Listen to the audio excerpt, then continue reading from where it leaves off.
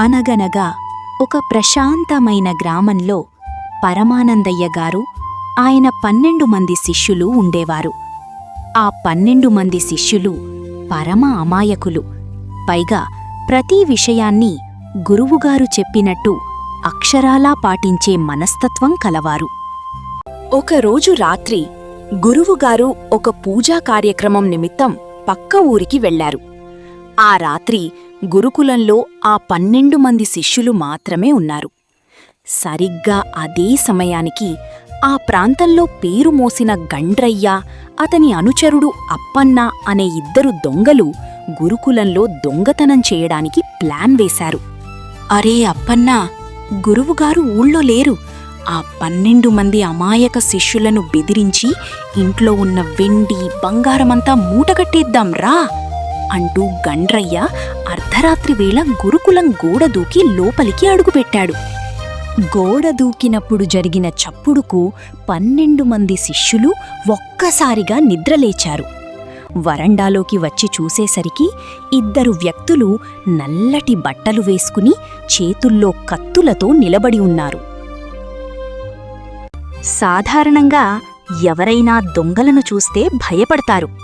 కాని మన పరమానందయ్య శిష్యులు మాత్రం ఉత్సాహంగా చప్పట్లు కొట్టడం మొదలుపెట్టారు. ఒరే చూడండిరా, మన గురువుగారు ఎప్పుడూ చెప్తారు కదా, అర్ధరాత్రి వేళ ఇల్లు వెతుక్కుంటూ వచ్చేవాళ్లే అతిథులు, వాళ్లను దేవుడిలా చూడాలి అని.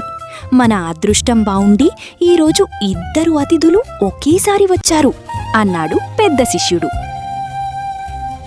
గండ్రయ్య కంగారు పడుతూ, ఒరే పిచ్చి సన్నాసుల్లారా, మేము అతిథులం కాదు, దొంగలం అని గట్టిగా చెప్పబోయాడు.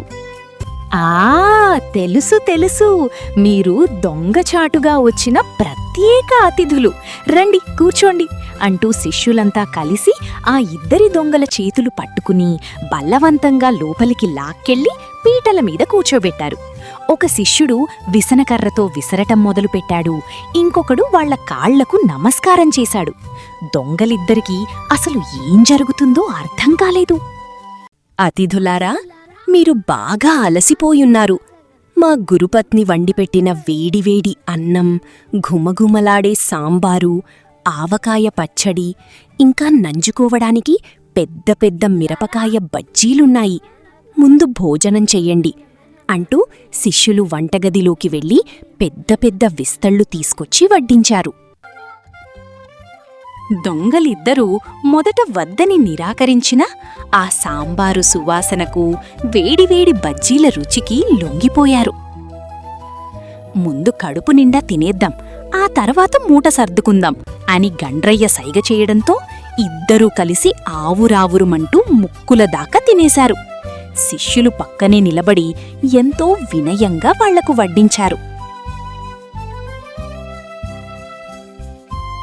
భోజనం ముగిసింది.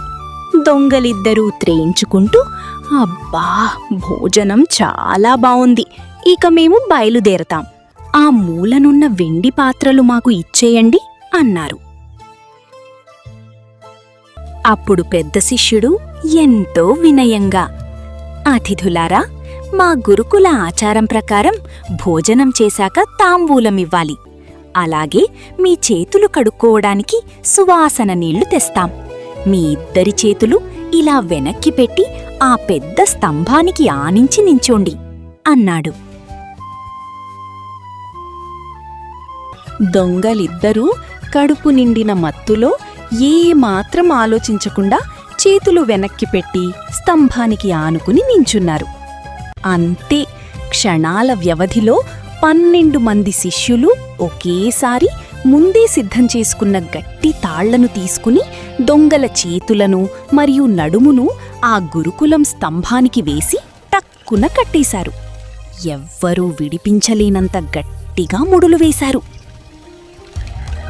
స్తంభానికి గట్టిగా బందీ అయిపోయిన గండ్రయ్య, అప్పన్నలకు ఒక్కసారిగా దిమ్మ తిరిగే షాక్ తగిలింది. వాళ్ల బుర్రలు మొద్దుపారిపోయాయి. ఒరే ఏంట్రా ఇది, ఇంతసేపు దేవుళ్లలా చూసి కడుపు నిండా భోజనం పెట్టి ఆఖరికి ఇలా మోసం చేసి కట్టేశారు. మేము అతిథులం కాదురా బాబోయ్, నిజమైన దొంగలం, మమ్మల్ని వదిలేయండి అని గండ్రయ్య గట్టిగా అరవడం మొదలుపెట్టాడు. దానికి 12 మంది శిష్యులు నవ్వుతూ, ఓహో, మీరు దొంగలా, మాకు ముందే తెలుసు. కాని మా గురువుగారు చెప్పారు, దొంగలు వస్తే వాళ్లను పోలీసులకు అప్పగించాలి అని. కాకపోతే మన గురుకులానికి వచ్చిన వాళ్లను ఆకలితో పంపకూడదు కదా, అందుకే ముందు కడుపు నింపాం, ఇప్పుడు బంధించాం. మా తెలివితేటలెలా ఉన్నాయి అంటూ చప్పట్లు కొట్టారు. తెల్లవారేసరికి పరమానందయ్య గారు గురుకులానికి తిరిగి వచ్చారు. స్తంభానికి కట్టేసి ఉన్న దొంగలను చూసి ఆయన ఆశ్చర్యపోయారు. శిష్యులు జరిగినదంతా వివరించగా గురువుగారు వాళ్ల అమాయకత్వంలోని సమయస్ఫూర్తిని చూసి మనస్సారా నవ్వుకుని వాళ్లను మెచ్చుకున్నారు. వెంటనే పోలీసులను పిలిపించి ఆ దొంగలను అప్పగించారు. దొంగలిద్దరూ పోలీస్ జీపు ఎక్కుతూ, బాబోయ్, ఈ పరమానందయ్య శిష్యుల జోలికి మళ్ళీ జన్మలో రాం, భోజనం పెట్టి మరీ దిమ్మ తిరిగే షాకిచ్చారా నాయనా అని తలలు పట్టుకుని ఏడుస్తూ వెళ్ళిపోయారు. మీకు కనుక మా వీడియోస్ నచ్చినట్లయితే please do like, share, comment and subscribe to our channel.